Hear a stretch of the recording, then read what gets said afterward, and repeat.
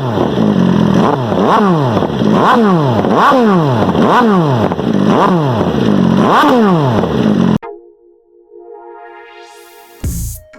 and welcome to Rich Rides. This week I'm on the MV Agusta Dragster 800 RR Brutale. So a bit of a mouthful, but stunning looking bike this. It's everything a sort of naked, modern sports bike should look like, in my opinion. I do think it's one of the prettiest bikes out there.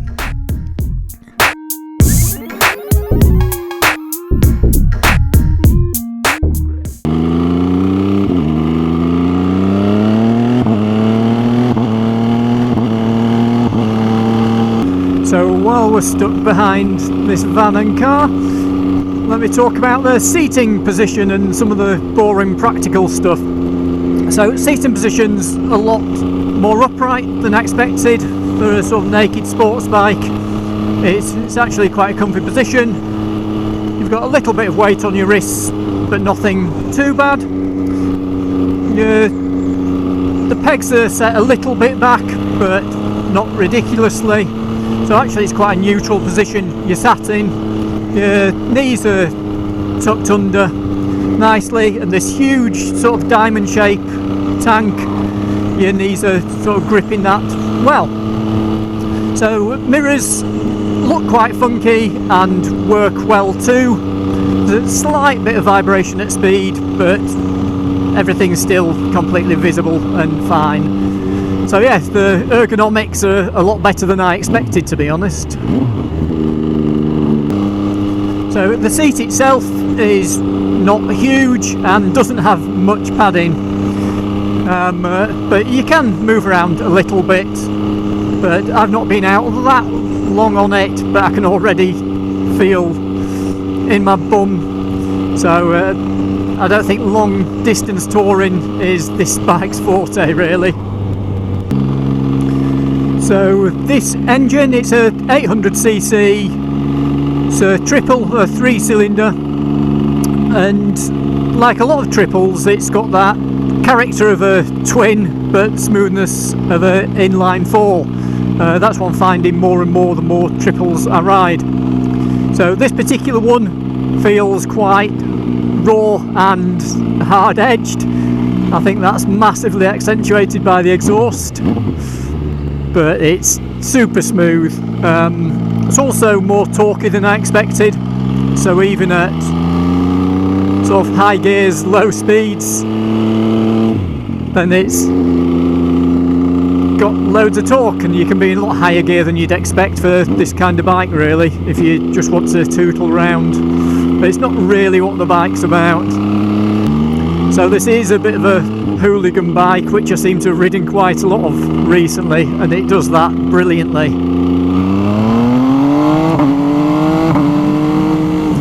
As you can tell, it's got a quick shifter that works brilliantly, and again, the more I ride quick shifts, I love them even more. So what's it like at speed? Then yes, there's some wind, but as you'd expect, because there's not really any protection, but actually there's less wind than I expected, so all clean air coming off the front, so that's okay. It's not exactly relaxing though, but that's not really what this bike is about. So onto the suspension. So it's got the, I think the Marzocchi, I think that's how you called it, front forks, big and chunky. I think it's similar suspension on the back. It's a monoshock, adjustable both front and rear. As you can see here, we've got a steering damper as well. So everything's adjustable there.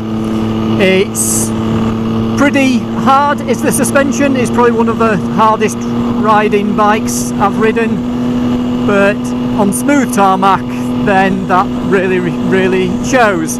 It also shows a bit on rough stuff. So a couple of times now, even not going silly, you've gone over a few bumps, and my bum's actually lifted out of the seat and banged back down. And as I mentioned before, the seat's not exactly padded either. But that's what this kind of bike's about, so it's not really a negative, but don't expect to be able to sit on this bike and do a few thousand miles over a couple of weeks. I think there's a lot better bikes for that, but if you want something that's just out and out fun and for shorter blasts, then it's brilliant. It's a real fun bike, and like I say, it's designed as a Sunday morning blaster really. As I mentioned, the steering damper, I'll also talk about steering. So I said before, your position's actually okay. The handlebars aren't too wide, but you still have a lot of control. Something, when I first got on the bike, I was surprised how much effort it took to turn. So whether the damper's having something to do with that, it's got a fairly fat front tyre as well, and the geometry may be set up for higher speeds. So at lower speeds, then you have to wrestle it round a bit more than I expected, which is strange because the whole bike, I'm not sure its exact weight, but it doesn't feel heavy at all, but the steering feels quite heavy. It's certainly nimble, but yeah, you just need to put more effort in than I expected. So that's one of those things, it's just different bikes feel different, so you just need to get used to it, I think. As for the brakes, as you'd expect for this kind of bike, they're stunning. So the front brakes are Brembo. I'm a big fan. Every bike I've ridden with a Brembo, the brakes have been amazing. So that's the front brake. The rear is a Nissin caliper, and I think it is anyway, and that says Nissin on it too, so I'm assuming it is. So the rear brake, not as strong as some brakes, but again, most of your hard braking is going to be the front anyway, so that works brilliantly. So the combination of that front Brembo and the back are perfectly fine. As far as technology is concerned, then quite a lot. So it's got different rider modes, traction control, loads of information in your dials here. You can see different levels of traction control, different levels of ABS, sort of trip meters, rev, gear position indicator. What else? We've got absolutely everything, and like I say, you've got different maps. You've even got a custom map, as well as the rain mode, normal and sport, and I'm just in normal here, and the bike feels quick like this. It also has quick shifts, so the upshifts work brilliantly, and it's got a auto blipper on the downshifts too.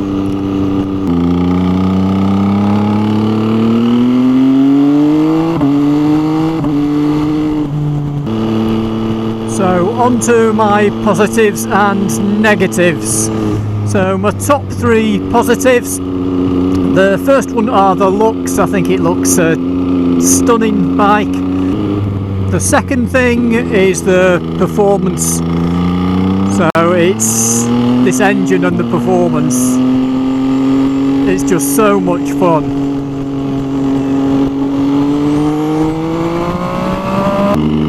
And the third thing is just how much fun it is, really. It's a really fun bike. If you want something that'll just make you smile every time you go out, then this is the bike for you, really. It's an absolute hooligan, as I mentioned before.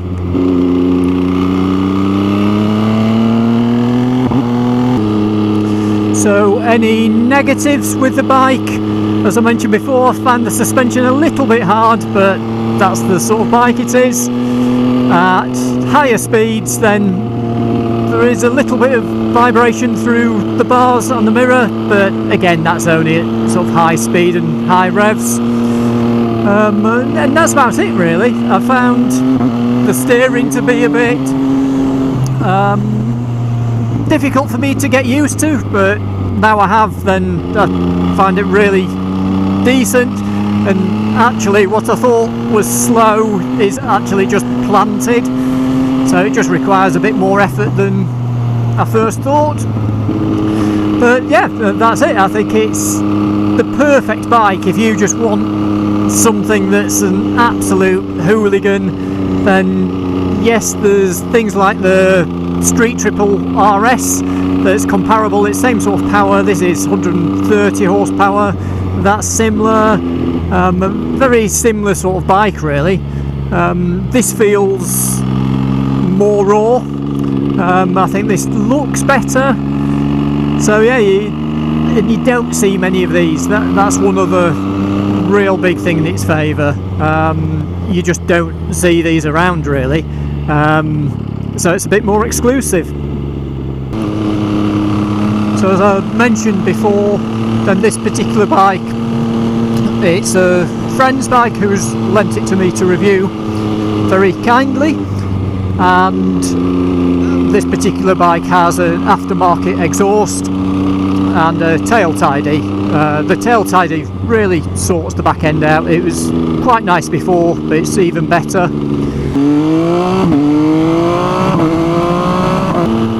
So as I mentioned before, this particular bike has an aftermarket exhaust with removable baffles, and they've been removed today, and it's incredibly loud. It's the first bike I've ever had to put earplugs on. I just had to give up, pull over and put some earplugs in, having been out for a couple of hours. So it's,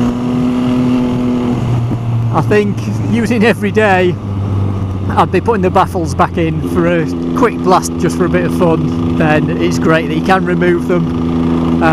But yeah, I think from a day-to-day perspective, no matter how much you like loud bikes, then to avoid getting a headache or anything, then put those baffles in. It does sound absolutely epic though.